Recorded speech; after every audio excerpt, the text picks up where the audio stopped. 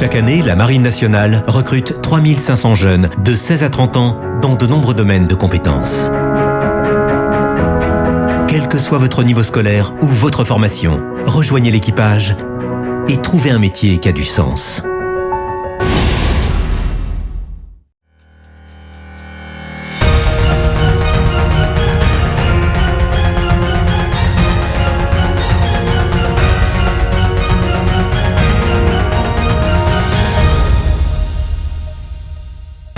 Bonsoir à tous, lundi 24 février 2020, bienvenue dans votre journal, voici les titres de cette édition.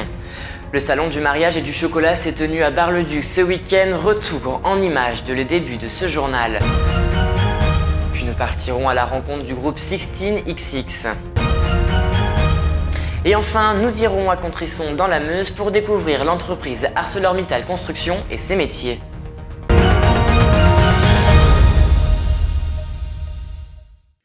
Depuis aujourd'hui, la ville de Saint-Dizier procède à l'abattage d'une centaine d'arbres situés sur la piste cyclable reliant l'avenue de la Loubert à la rue de la Vacquerie.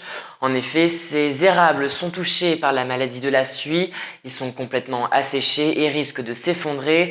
Cette maladie est un champignon qui affaiblit rapidement ces arbres et ces spores se propagent facilement par le vent et peuvent provoquer des problèmes respiratoires chez les riverains et contaminer d'autres arbres. Écoutez ces explications. Alors sur cette piste cyclable, on a un petit souci, on a des arbres qui sont atteints de la maladie de la suie. Alors c'est un champignon qui s'attaque aux arbres et principalement quand il fait en période très chaude. Et comme on a eu 2 années de sécheresse, donc il s'est développé. Ces arbres, l'écorce se décolle et puis il y a des spores qui sont dangereuses pour l'homme. Ça peut engendrer des maladies respiratoires. Voilà, donc on a pris la décision de les abattre. Il n'y a aucun traitement. La seule chose qu'il faut faire, c'est les abattre. Et puis les brûler. Donc là, ils vont être abattus aujourd'hui sur ce site et ils vont être transportés sur un autre site en zone de référence. La zone de référence, c'est un endroit qui a été déterminé où là, on n'est pas trop à proximité des habitations ni de la végétation qui pourrait être contaminée. Et là, ils vont être brûlés demain. C'est un diagnostic assez précis. On repère, tout d'abord par un dessèchement du houppier de l'arbre. Et ensuite, il y a vraiment l'écorce qui se décolle de l'arbre. Et derrière cette écorce, on aperçoit vraiment une suie très noire. Et c'est cette suie qui est dangereuse pour nous, pour l'homme. Je vous le disais en titre, le salon du mariage et du chocolat s'est tenu à Bar-le-Duc ce week-end. Robes de mariée, alliances, dragées ou encore disque jockey. Différents stands étaient présents afin de renseigner au mieux les futurs mariés. Un reportage signé Lisa Lamorlette. En 2019, en France, 227 000 mariages ont été célébrés. Alice et son compagnon Mathieu vont eux aussi franchir le pas en mai 2021. Alors ce samedi-là, à Bar-le-Duc, les deux amoureux ont profité du salon du mariage organisé à la Barroise pour faire du repérage. Parce que même s'il y a du temps, finalement, c'est bien de s'y prendre le plus à l'avance possible. Je commence à regarder un petit peu ce qui peut me plaire et les boutiques aux alentours, parce qu'à Bar-le-Duc, il n'y a pas forcément grand-chose. Une légende égyptienne raconte que l'annulaire gauche dispose d'une veine directement reliée au cœur, la veine de l'amour. C'est pourquoi l'alliance de mariage doit être placée à ce doigt-là. L'alliance est à la fois un symbole et une tradition qui respecte néanmoins les règles dictées par les tendances. Ce qu'on fait beaucoup actuellement, c'est les mélanges des ors, beaucoup d'or blanc, mais aussi mélangé avec de l'or rose. Et il y a une tendance énormément aussi sur le platine, qui est un métal qui ne bouge absolument pas dans le temps. On remarque surtout que les hommes maintenant prennent vraiment un grand soin à choisir leur alliance et pas juste parce qu'il en faut une. Ils prennent vraiment, ils participent pleinement à choisir vraiment leur alliance et à prendre plaisir aussi à la porter après, quoi. Enfin, que serait une mariée sans sa jolie robe ? Depuis près de 15 ans, la Maison Créane en a fait son métier, habiller les femmes pour ce qui doit être un des plus beaux jours de leur vie. Proposer vraiment le modèle de robe qui va correspondre et à la morphologie et au style de la personne. Je dis toujours qu'il ne faut pas être déguisé en mariée, mais avoir quelque chose dans laquelle on peut la reconnaître, qu'elle se sente à l'aise. On participe à la fabrication de ce mariage. Donc voilà, c'est ça qui est le plus important, d'avoir une conception de la robe française et puis d'avoir des jolies mariées qui sont heureuses. Tout au long du week-end, près d'une trentaine d'exposants étaient présents pour aider les futurs mariés à préparer ce jour. Il faut penser aux traiteurs, aux DJ, aux fleurs, aux invitations. Mais au final, ce qui restera de cette journée, c'est bien l'amour. Ma foi, on ne sait pas de quoi l'avenir est fait, mais on ne regrettera pas en tout cas de l'avoir fait pour le moment. Ah non, on ne regrettera pas, ce sera pour toute la vie. Donc, Le quatuor instrumental 16XX, qui a fait ses débuts à Saint-Dizier avant de sillonner tout le reste de la France, était présent le 14 février dernier à la librairie L'Arcelet de Saint-Dizier. L'occasion pour nous de les rencontrer, un sujet réalisé avec Nicolas Fontaine et Lisa Lamorlette.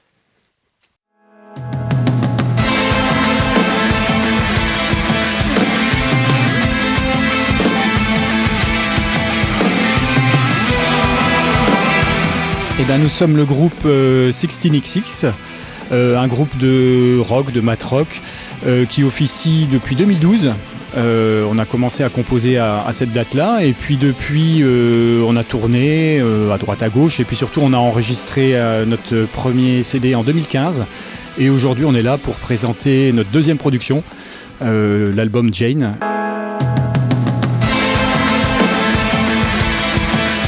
Évidemment, on est tous du coin, pas forcément bragards, mais en tout cas pas loin. Et puis notre premier concert, ça a été à Saint-Dizier, à la fête de la musique, en 2012.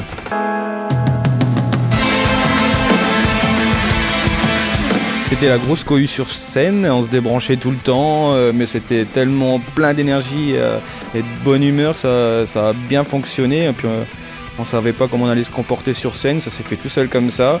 Et on a continué dans cette démarche qui était encore à se débrancher, mais après avec les années on s'est dit bon, on va quand même passer au sans fil. Ça a été bénéfique pour nous, mais on a gardé cette énergie du début qui a été très bien reçue ici à Saint-Dizier.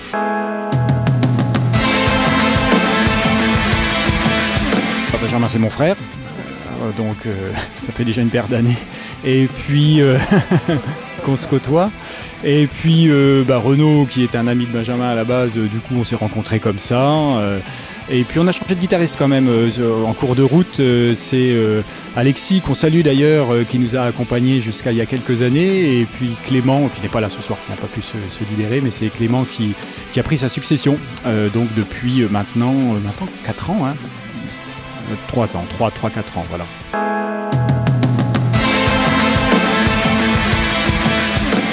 Plusieurs choses ont changé. Alors la production n'est pas la même. Le premier album qu'on a fait a été très propre, très léché, très lisse. Et à l'écoute, on en est content.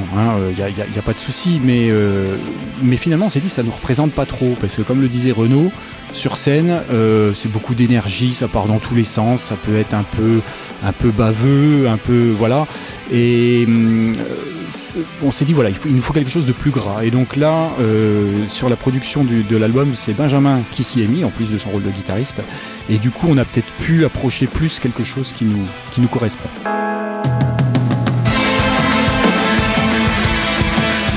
En fait, la librairie L'Arcelet avait pris notre première EP pour nous, et nous avons vendu beaucoup d'EP, et on s'est dit quitte à sortir le nouveau, autant le sortir là, parce qu'ils nous ont beaucoup aidés, ils nous ont aidés dans la promotion du premier EP. Donc, puis bon, on connaît ici, c'est les copains qui viennent ici, on fait surtout ça pour les copains, les gens qui nous connaissent. Donc on s'est dit on va les contacter pour le sortie de l'album Jane, et bien sûr ils ont accepté, donc c'est un plaisir pour nous de venir ici. Et donc.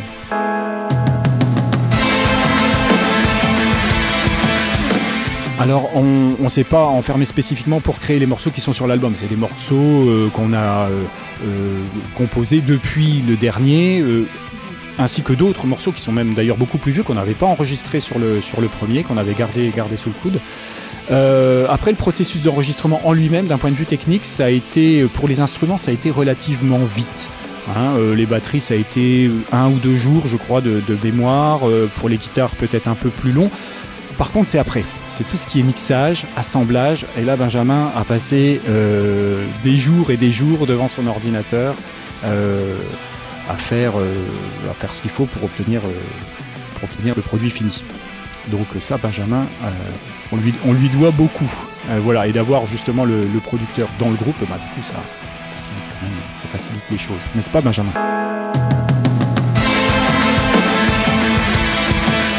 Non, mais c'est vrai que ça a été très long en fait. Autant la partie enregistrement, ça a été super rapide. Après, c'est en effet toute la mise en forme derrière. En plus, c'était un premier exercice pour moi, c'est pour ça que c'était d'autant plus compliqué.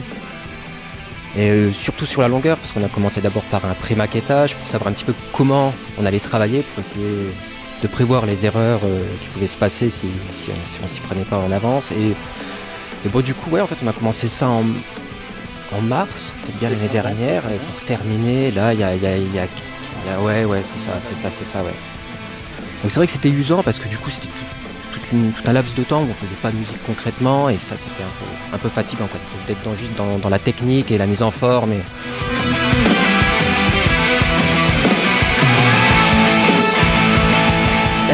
Le studio quand il s'agit de faire pour les autres groupes, et la scène quand il s'agit de... Après, peut-être que dans le temps à venir, s'il y a d'autres albums qui se font, peut-être que je trouverai mes marques, ça deviendra plus plaisant, quoi. Mais là, c'était laborieux parce que c'était une première fois.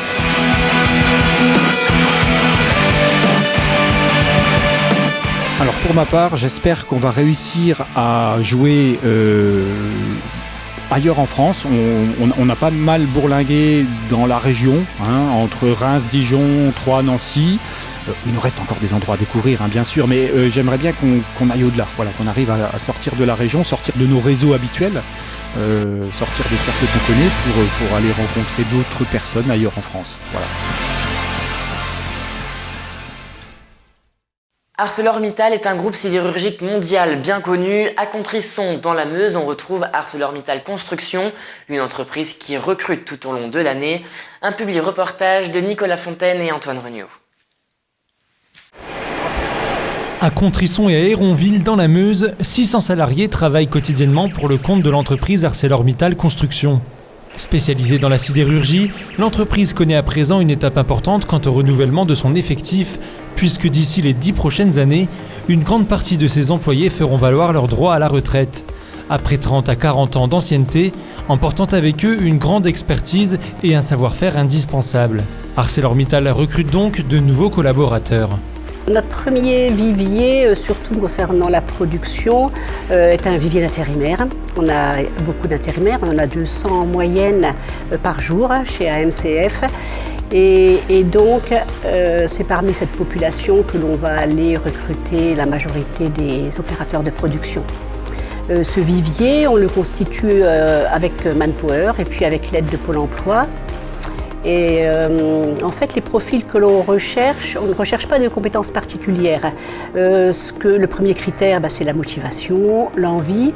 Ensuite, quelqu'un qui va avoir une bonne base technique, évidemment, ça va être un plus, mais ce n'est pas forcément un prérequis. Pour réussir à embaucher au sein de ces usines des personnes qualifiées, ArcelorMittal croit donc en une formation in situ accessible aux personnes dites motivées. Tout d'abord, on les forme dans nos ateliers. On a mis en place du tutorat, donc c'est-à-dire que c'est du personnel plus expérimenté qui va les former. Et puis, juste depuis 2 ans, on a mis en place un CQPM également. Le CQPM, ça va être plus pour leur donner une base technique un petit peu complète pour pouvoir après faire de la polyvalence sur nos métiers. On ne peut pas aujourd'hui recruter des salariés qui ne vont connaître qu'un métier. On a de l'activité qui est fluctuante, ça bouge beaucoup et donc on va devoir trouver des candidats qui vont pouvoir s'adapter à différents métiers, aux évolutions de nos postes également, quoi. Et ça, c'est chez nous que ça s'apprend. Et justement, cela fait 1 an et demi qu'Anthony a rejoint l'équipe d'ArcelorMittal Construction à Contrisson, près de Revigny-sur-Ornain. Une reconversion inédite pour lui qui était alors brancardier. Pour rentrer de brancardier à opérateur chez ArcelorMittal, j'ai suivi une formation de 7 mois, une formation donc découpée en 2, donc 3 mois et demi de théorie, donc au pôle formation à Saint-Dizier, puis 3 mois et demi de pratique à ArcelorMittal. Le plus compliqué a été d'apprendre de tout à zéro, d'apprendre les bases et de perfectionner mes bases après en pratique quand je suis rentré dans l'usine. Je voulais rentrer chez Arcelor pour déjà connaître le milieu de l'industrie et savoir ce que ça faisait aussi de travailler de tournée, savoir comment ça se passait, ce qu'on faisait de Arcelor. Et je suis rentré déjà au poste entrée de ligne, puis après en cabine peinture et c'est le poste que j'évolue maintenant depuis 1 an. Sans cette formation, je ne serais jamais rentré à ArcelorMittal. J'avais déjà fait une tentative il y a 2 ans en arrière et j'avais aucune formation donc on m'a refusé. Et là j'ai eu de la chance de faire cette formation qui m'a permis de rentrer donc à Arcelor. Alors si comme Anthony, vous souhaitez intégrer une équipe locale forte de bonnes conditions de travail et avec des perspectives d'évolution de carrière, ArcelorMittal n'attend plus que vous. En 2019, 60 personnes intérimaires ont été recrutées en CDI, alors pourquoi pas vous ? Et c'est la fin de cette édition, merci de l'avoir suivi. Dans un instant, la météo et n'oubliez pas l'information continue sur Puissance Télévisions. Toute l'actualité qui vous concerne, à voir ou à revoir, dès maintenant sur puissancetélévision.fr et sur notre application mobile.